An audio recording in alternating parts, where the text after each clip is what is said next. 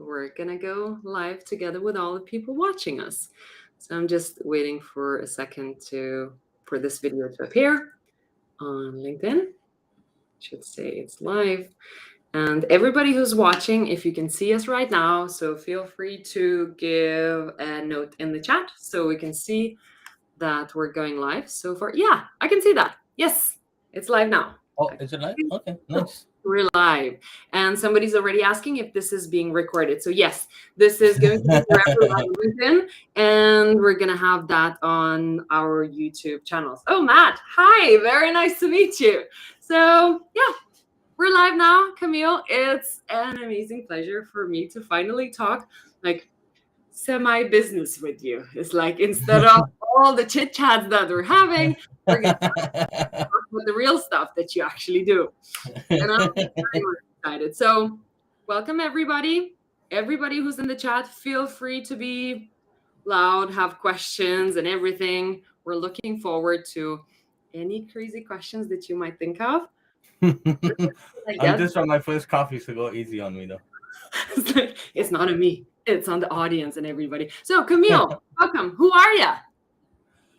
Okay, so I am Kamil. I run an agency called 42. I was in-house in a demand gen and growth and marketing ops role at different tech startups in Toronto, Montreal area for the last decade or so. And now we help B2B companies with demand gen, marketing ops, and sales ops. Get the Vanilla Express. Come on. He'll get there. Just wait. Yeah, I'm working on my team. Have to come with the right questions, and Kamil will get going very soon. Be careful, okay? Yeah. So, and what type of clients are you usually working with? So we know what type of clients you're usually. Yeah. Post Series A, they have a marketing team of at least 4 or 5 people. So like we don't do content, we don't do product marketing. We're pretty niche in terms of what we do. So you have to have those foundations in place and maybe like some degree of success. And then we sort of come in to help you scale up or just build the foundation. I'll use here too. Nice. Yeah. Very cool. Familiar faces.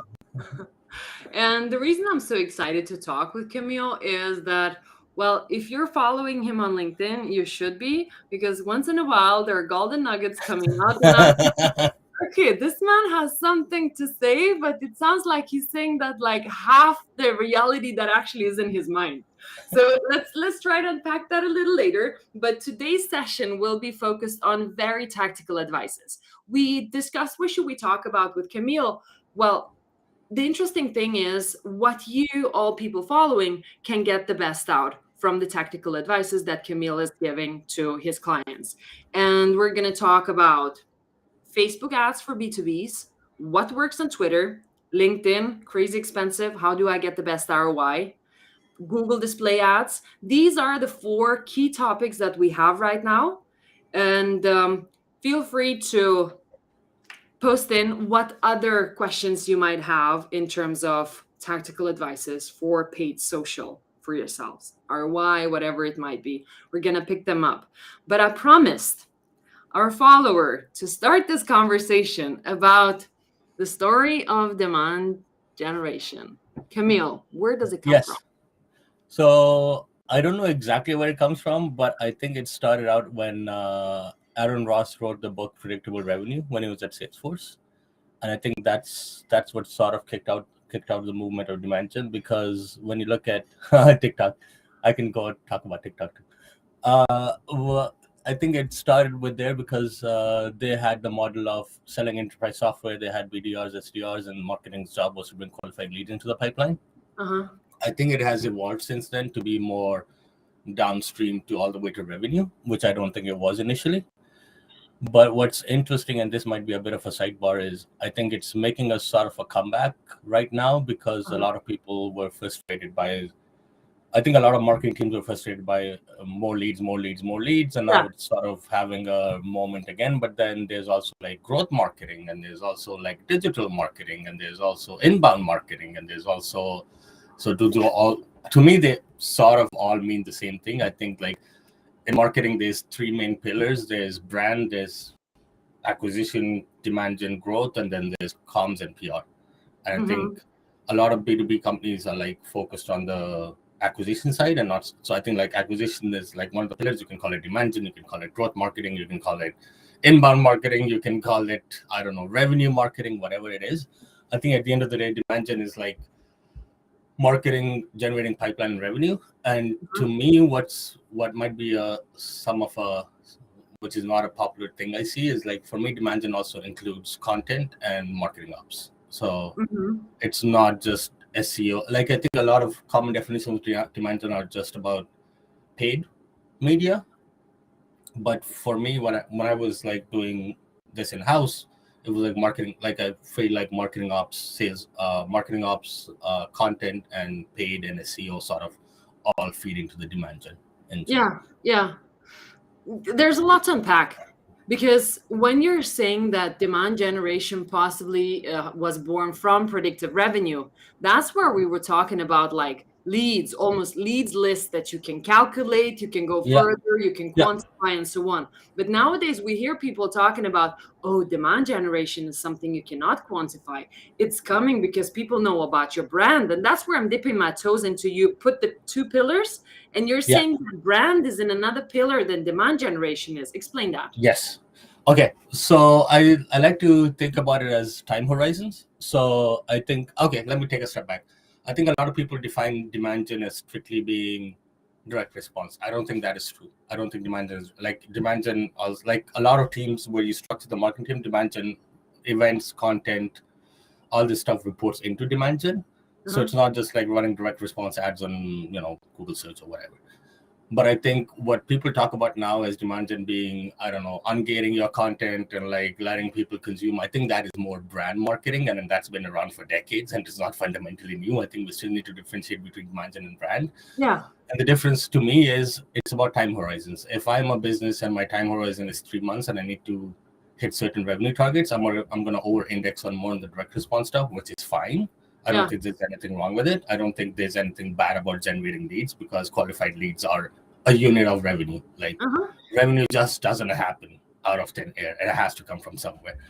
And I think the definitions have become muddled up because I think the definition of a lead in an MQL got bastardized in the process. And a lead or MQL is somebody who's interested in a product or service. Yeah. And they're likely to buy it at some point. Now you run them through the sales process, blah, blah. But again, now going back to the second pillar, if my time horizon is, I don't know, 6 years, and I'm educating the market, that's more brand marketing to me. So it depends on what your time horizons for the business and your goals are. And I think the key to running a successful business is doing both. Because you need to capture the people who are actively in market looking for your solution, but you also need to educate the broader market about your solution, because if people don't know you exist, how are they going to buy from you? Yeah. So I think it's about balancing those two pillars, and comms is the third pillar, which I'm like that's not my area of expertise. I haven't been exposed to it, but like comms is the third pillar that's very critical to it, because you need internal comms and external comms, like PR and placements and all that stuff. Yeah. But I think it's like dark social. But I think it's like people think demand gen is something like, what they're defining as demand gen now is what is brand marketing, and it's been around for decades, and it's not fundamentally new. And the reality is you need to do both. Absolutely. And well, I think I'm still a little bit confused by the terms because I'm so new in marketing. But what I hear people saying is that, well, brand and demand gen is put into the same bucket, and you're moving it over to more to demand capture part, the part that you can definitely quantify and are able to calculate. Well, revenue doesn't come from nowhere. Well, brand possibly is coming from nowhere because you're generating and building it. I think you can measure brand as well. Brand is just measured in a different way over a different time. So I think I think it's unfair to say that you can't measure brand. I think you can measure anything given it. Like you can directionally measure brand. You can do brand recall surveys. You can do, is my branded search going up on Google Search Console? Very tactical. My branded search on Google Search Console is going up. That means people are more aware of my brand. So I think I think it's a fallacy to say that you shouldn't measure anything. I think it's a fallacy to say you can't measure brand.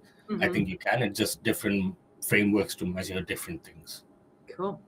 Okay. I'm not going to dig more here because we've got 30, we can go over time, but we've got 30 minutes. So let's get into the tactical advices and then we can take up other questions in terms of this high level discussion. I love it. But Yeah. let's Okay. move on. Yeah. Okay. So we agreed to start with which ads are best to run and when in the funnel. Yeah, so typically in our engagement, we always start with paid search because that's a low-hanging fruit. You have people, if you're selling super enterprise, super niche, so like an example is we were working with a customer who was selling to airlines. There's only 500 airlines they could sell to. Their target market was really small. The executives of the airlines weren't searching for that solution because they already had a status quo, and it was kind of like, so we took a very different approach. But typically, if you're like selling into a mature category, and I don't recommend creating your own category, and we can talk about that later. But if you're selling to a mature category, there's probably some existing search volume you can tap into very tactically. Just start with Google search ads. They're more bottom of the funnel. They are higher, lower time to revenue. They're higher intent people. They're more like, start with your competitors. Start with known industry terms. Just like start there. And then from there, once you get that nailed down and you build appropriate landing pages, and we can go into the whole discussion on like what's a Google search structure and all that stuff. But once you have that running, then you start moving up funnel. So you go to, okay, these are people who are fit my ICP, are in my target market, but are not actively looking for a solution. That's where paid social comes in. That's where display comes in. Display can also be like, let me say remarketing is also part of the bottom of the funnel stuff because people are coming, they're looking at your pricing page, they look at your website, so you can like retarget them. But then you're moving more up funnel to like mid funnel stuff, which is more LinkedIn, Facebook, yada yada, where people are not actively searching for something. So interrupting them to say, hey, I think you look like somebody I might be like somebody who likes what I'm selling. You look like my ideal customer. Did you know that XYZ is easy? Or here's something that might be interesting for you. Yeah. And then you go slowly more up funnel and do more prospecting stuff. So that's your broader target market of people who might not be in market, who might not be problem aware or solution aware, but you're trying to get them to get your brand in front of them. And what type of ad would you use there? I would use display. I would still use paid social, but like different objective. So Okay. I wouldn't, maybe not direct response type, but maybe more like I want them to, come to my blog and read some nice blog post I've written, or video views or something like that. More like in platform native consumption stuff, or like top of funnel ungated content, website videos, customer stories, whatever, product marketing pieces. Understand. All right, very cool.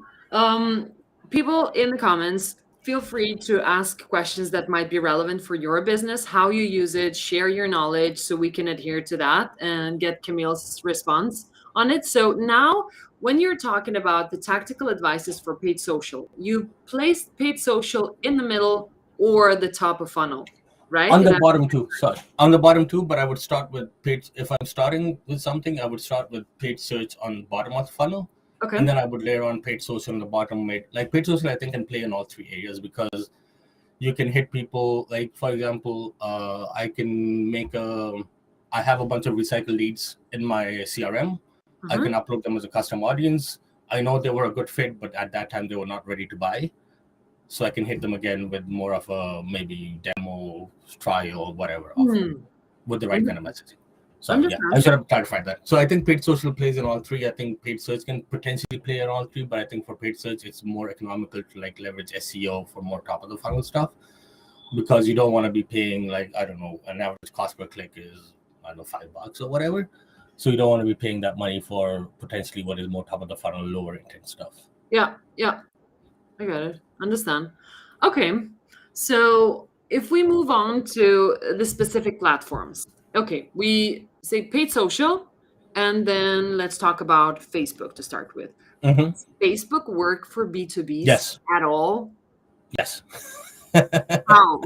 It absolutely does, because like the analogy that I use is there's a billion people on Facebook, and I'm pretty sure like some of them are your actual buyers. And Facebook also includes Instagram and like third-party placements and all that. And like we actually, I'm gonna write an essay about this at some point. But we did a marketing mix model for one of our customers who was heavily indexed on paid search, and we also ran some Facebook for them, and we saw some success with Facebook. And when we looked at the data and we modeled it out, it actually turns out that AdWords is pretty strong correlation to like qualified leads and revenue. But when we add Facebook to the mix, the correlation even gets higher. So Wow. our assumption right now is that Facebook was generating a lot of the awareness in the channel, and they were actually converting, but it was AdWords. Maybe they're coming in and like clicking on the branded search term at the end of the day, and that's why AdWords in the CRM, we were showing AdWords for a lot of them. But when we looked at the data and like we modeled it out, it actually showed that Facebook had a pretty good correlation to like revenue, but it wasn't being reflected in the CRM data because it might have not been the last touch source it came through. Interesting. And the other thing about Facebook, Go ahead. Nah. The other thing about Facebook is that they have a really good custom audience engine and a lookalike engine. So if you have a list of, I don't know, 200 customers already, and you can build lookalikes off of that, so it can Facebook can say, you can tell Facebook, here's my best fit customers, go find more people who match this kind of demographics and interest, and Facebook can then build on top of that. So this is like Facebook's lookalike engine is way better than, or custom audiences are way better than LinkedIn. The cost and economies of scale are better on Facebook. It's low cost. They have more placements. So on LinkedIn, for example, you're only the LinkedIn app or some third party website, but Facebook has Instagram, Reels, Stories, third-party websites, apps, like so many different places that people can see a Facebook ad. So it has more surface area to cover those things, and just because of the scale of the platform. Very interesting. That's you wouldn't expect that much. And we've got a question about Facebook. Let's pull it out. Look, what type of ads you will use in Facebook if your company is an early stage and ads may be the first touch to customer? What type of ads would I use? I would use top of funnel educational ads, maybe just use some video ads. So maybe you have a product walkthrough video, or maybe what I've also seen work well is just a Loom video, or like somebody talking to the camera and being like, hey, those talking head videos. It doesn't have to be a highly produced, product explainer video. It could be like a lo-fi video of like just me and you talk. Like this video right now that we're talking right now, this could be a Facebook video for us, Facebook ad for us. So I think it's like, because Facebook also, the advantage of video ads is you can be marketed by what percentage of people watch the video. So like, it's cheaper to get a video view than a click to a website. So especially if you're first starting out, just building awareness about your product, it's easier to run video ads because they're more cost effective. Interesting. And Matt has a question about a very interesting one that I love that question. Attribution.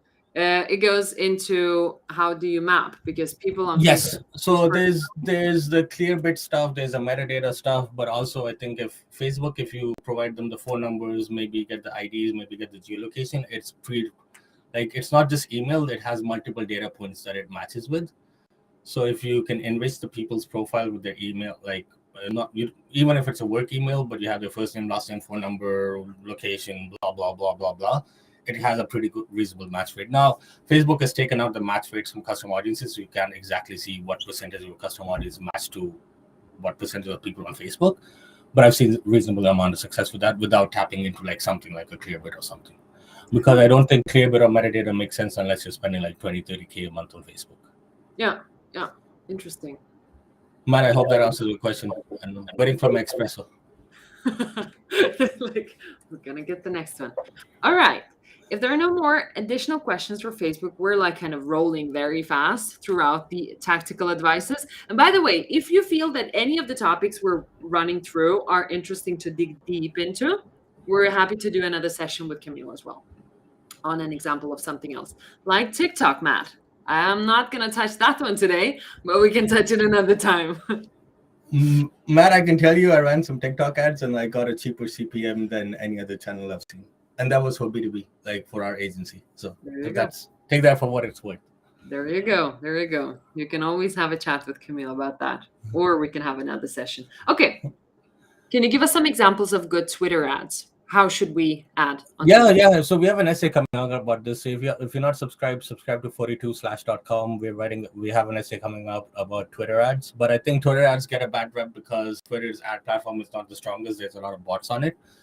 But it's great for top of the funnel, real time. Like if you're going to an event, if you're going to there's a pop hashtag, you can attach your ad to that. Very tactically run ads from your personal handle versus your brand handle, because I've spent quite a bit of money on Twitter ads and I always see a higher click-through rate on my personal handle than my brand, like 42 agency versus Kamil Rextin. Kamil Rextin always outperforms in terms of engagement and numbers and all that stuff.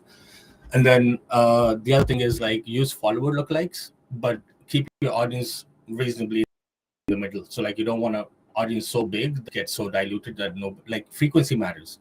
So one of my other things, this is completely a sidebar, but I think performance ads can also build brand just by virtue of repetition and people seeing your brand over and over again. So I think frequency matters. So if your audience is too big, your reach is going to get diluted and you're not going to get that repetition, long-term exposure effect. And the other thing is take an organic tweet that got a lot of engagement and then promote that as an ad versus creating a ad. But I say that with a bit of a sidebar that I ran a carousel ad yesterday on Twitter for our newsletter subscribers, and all of a sudden it started generating a lot of subscribers. So take that for what it's worth. It wasn't an organic tweak. I just created an ad from my personal brand account, and it started performing really well. It was a carousel ad of different essays we have written. But I think with Twitter, it's interesting because it's sort of the middle ground between a brand engine like Facebook, which knows who people are, and an intent engine like Twitter, like Google, because people also type into Twitter, does anybody know XYZ? They will ask their peers for recommendations, and you can tap into those keywords and run ads against them. So hashtag marketing Twitter, for example, hashtag, whatever that is.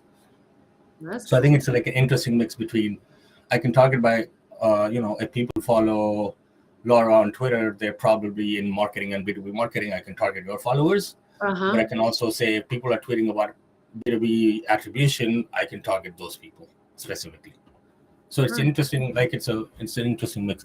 Their attribution sucks, their conversion tracking sucks, their ad platform is not the greatest. So take that. So I treat it more as a brand affinity channel. So you just want to show up in relevant conversations and build affinity towards your brand versus trying to get a conversion out of it. Really interesting. And brand affinity is something I borrowed from Wistia, by the way. So I want to give them credit for that. Good. That's good. Any questions about Twitter ads, people? I'm just going to check it out. No, it doesn't seem so. All right. Let's move on to the expensive stuff. LinkedIn for B2B. How do you get the best ROI? So we've seen in-feed ads work well when we do there's product interests on LinkedIn, so we can target about specific product interests. So I think we've seen interesting results with that. You can obviously do the job titles and stuff. We've seen interesting results with custom audiences, lookalike audiences. We've seen interesting results with video ads and conversational in-feed, whatever, the in-mail ads. I think with LinkedIn, you have to go in knowing that the platform is going to be more expensive. So if your ACV is not higher than, let's say, if your ACV is lower than 10K, 12K a month, 12K a year, I would not go with LinkedIn because an average cost per qualified lead is 200, 300, 400, 500, something like that. You can get that lower. We've seen lower, we've seen as low as $80 a qualified lead, but that's it's some of it is dumb luck, some of it is us working the platform. But there's certain you need an audience size good enough, LinkedIn and also Facebook right now. The bigger the audience sizes are, the bigger the daily budgets are, the better it works, because the algorithm has more data to optimize against. Versus I think the people make the mistake on Facebook as well as LinkedIn, they try to discrete out the audiences into very small. Marketing directors are going to be this, CEO is going to be this ad group. I say combine them all into one, because the more discrete your ad groups are, the less you have to it's better if I spend $500 a day against one set of people versus $50 a day against so many different sets of people. And it sounds like Matt. Matt, I agree with you. And then because LinkedIn, yes, I would actually say Facebook is cheaper than for net new CPL, but yes. And there's another one that is interesting to have a chat about. What is the optimal audience size for LinkedIn? I think it's 100K plus. Because if it's smaller than that, then you're better off betting on reach versus like conversions. Uh-huh. So because if your audience is too small, your LinkedIn is only going to show your ad to people who are more likely to convert, and if your ad is too small, you're just going to saturate that audience really quickly. So it's better off to bet on like something like reach or awareness and engagement. But if your audience is like 100 plus, and Eugene, if you're on the call, maybe you can correct me if I'm wrong, but it's like 100, or there's a certain range I think it's 100K. But then you have enough audience for the platform to optimize against. Cool. One more. You ready? What type of underperforming bus currently do? We do in app. We do lead forms plus landing pages. Lead forms tend to convert better at a cheaper price, but it could be like the one downside is that you get people's personal emails, and I know a lot of sales people hate personal emails. So the way we sort of work around that is we pull in their LinkedIn profile URL with that, so that it's another data point. And then what types of ads are performing best? We see illustrations on LinkedIn performing better right now. We're also trying some animated ads as well to see how that works. And also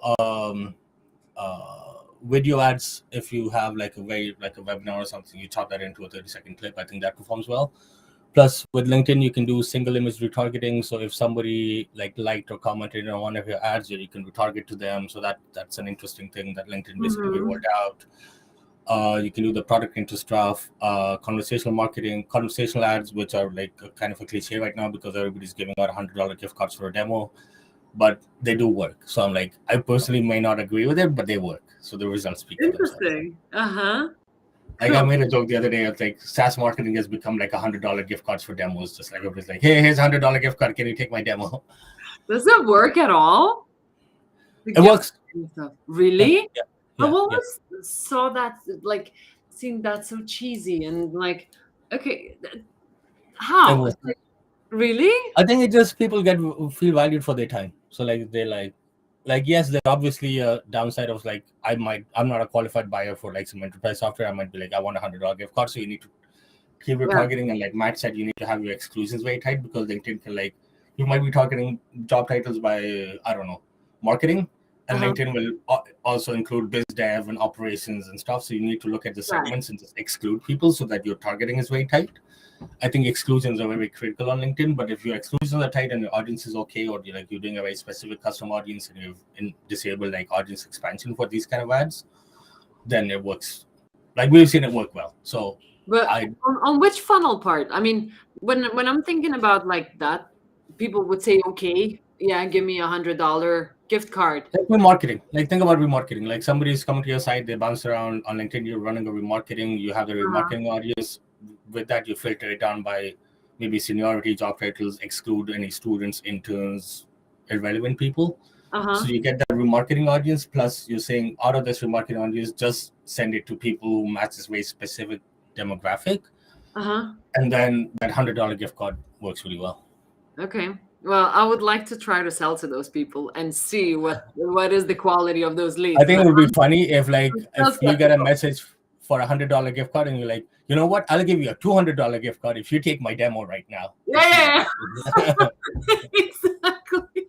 Like pitch it back and I'll show you either those are converting or not. It's like happy to revenue. Want to do that? It's like let's exchange. I'll top it up. There you go. Very timely question on Facebook just rolled out some B2B segments. So if how do I pull this in? I can pull that out for you. This one. There it goes. What are your thoughts on the B2B segments? I think it's Facebook actually had this before the whole Cambridge Analytica stuff. I'm pretty optimistic about it, but I will say this, that we also use a lot of third-party audiences from platforms like LiveRamp. So if you are running B2B on Facebook, I think definitely explore the new B2B audiences. I think they're going to work pretty well because Facebook is pretty good with the data stuff, but also don't discount third-party audiences from LiveRamp, LeadShift, or your own CRM database lookalikes, custom audiences, stuff like that. I don't know if that answers the question, but yeah, hopefully it does. Good stuff. Everybody on the line, whoever needs to jump, please leave your comment. What topic would you like Kamil to dig in deeper at another session, at another point?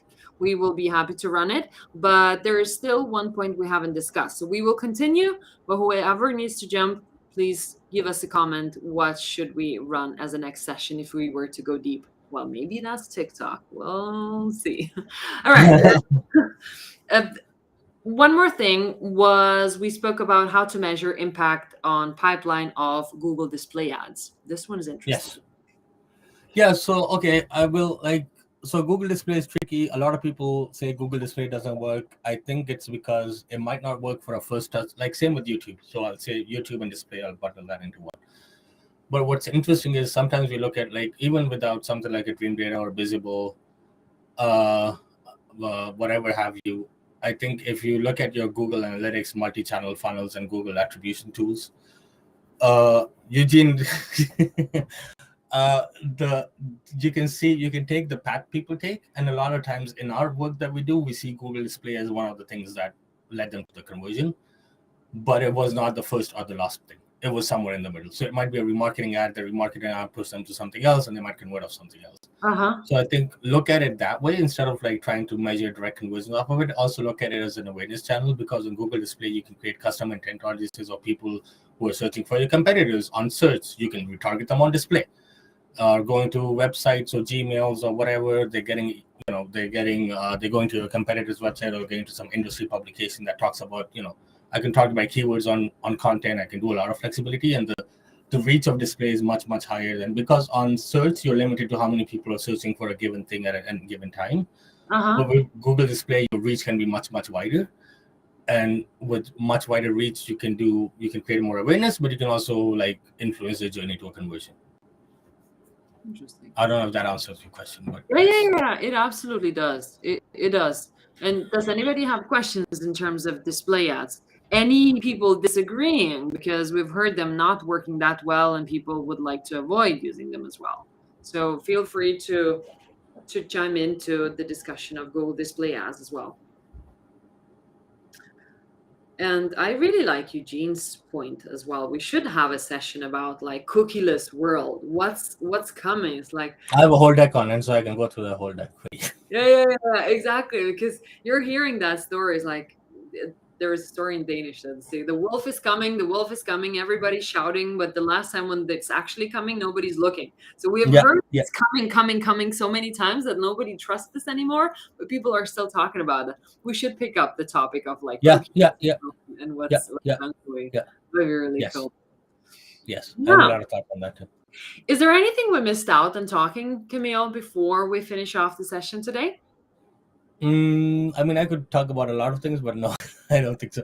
I think the important thing is on paid social, creative is often undervalued. I think beyond targeting and how good your targeting and exclusions are, I think your creative needs to be on point.